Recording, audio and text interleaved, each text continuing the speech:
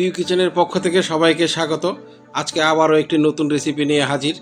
বাড়িতে আত্মীয় স্বজন এসেছে, সবাই মাছ মাংস খাবেন এবং কিছু নিরামিষ মানুষও থাকতে পারে, তাদের জন্য খুব সহজে এই রেসিপিটি বানিয়ে নিতে পারেন, পটল পোলাও।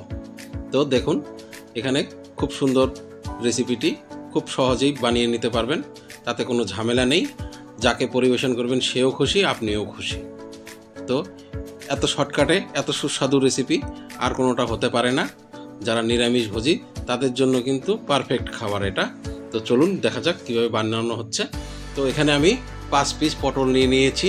এটা অবশ্যই আপনারা জাংলার পটলটাই বেছে নেবেন, তাতে টেস্টটা ভালো হবে।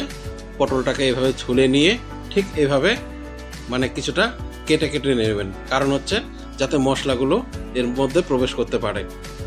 প্রতিটা পটলই এভাবে হালকা হালকা করে কেটে কেটে নেবেন। আমি এখানে 5টা পটল নিয়ে নিয়েছি। 5টা পটলে হাফ কেজি হয়েছে। আমি এখানে আতপ চাল নিয়ে নেব, সুগন্ধি আতপ চাল। এখানে আমি হাফ কেজি আতপ চাল নিয়ে নিয়েছি।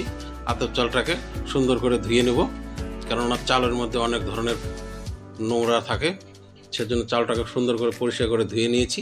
এবার আমি কড়াইতে তেল দিয়ে দিয়েছি। তেল দিয়ে পটলটাকে সুন্দরভাবে ভেজে নেব, এপাশ ওপাশ করে, যতক্ষণ না পটলটা আমার ব্রাউন কালার আসতেছে সেই সময় পর্যন্ত আমি পটলটাকে হালকা মিডিয়াম আঁচে ভেজে নেব, যাতে পটলের কালারটা একটু ব্রাউন ব্রাউন হয় আর কি।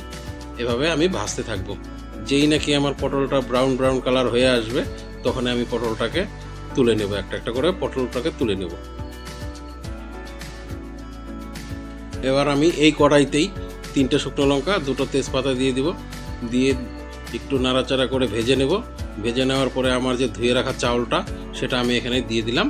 এটাকে মিডিয়াম আঁচে রান্না করতে হবে। আমি এখানে হালকা মিডিয়াম আঁচে এটাকে নাড়াচাড়া করে তেলটাকে সুন্দর চালের সাথে লাগাবো।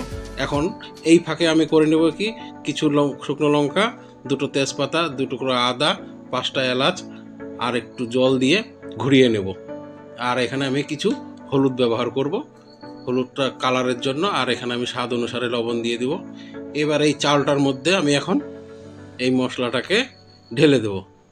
ঢেলে দিয়ে মশলাটাকে আমি সুন্দর করে চালের সাথে মাখাবো, যাতে চালের সাথে সমপরিমাণভাবে এপাশ ওপাশ ভালোভাবে মেখে যায়। আর চালটাকে আমি ততক্ষণই ভাজবো, কষাবো, যতক্ষণ না মশলাটা প্রতিটা চালের গায়ে লেগে যাচ্ছে। এভাবে করে আমি ভাজতে থাকবো চাউলটা।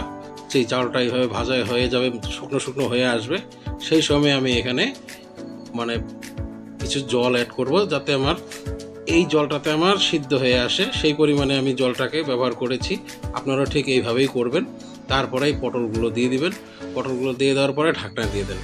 তারপরে ঢাকনাটা খুলে এপাশ ওপাশ করে সুন্দর করে যাতে চাউলগুলো আমার সম্পূর্ণ সিদ্ধ হয়ে আসে। যেহেতু বেশি জল ব্যবহার করব না, এখানে ঝরঝরা হবে, সেজন্য আমি নাড়াচাড়া করে আবার ঢাকনা দিয়ে দেবো। আমি ঢাকনা দিয়েই মিডিয়াম আঁচে রান্না করতে হবে, যাতে নাকি এগুলো পুড়ে না যায়, সেই দিকে ধ্যান রাখতে হবে।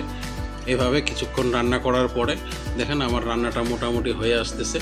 এবার আমি এখানে 1 চামচ ঘি ব্যবহার করব। নাড়াচাড়া করার পরে 1 চামচ ঘি দিয়ে সুন্দর করে আবার এপাশ ওপাশ করে ঘিটা যাতে আমার সম্পূর্ণ চাল পটলের মধ্যে ভালোভাবে লেগে যায়, সেভাবে আমি এটাকে মাখাবো।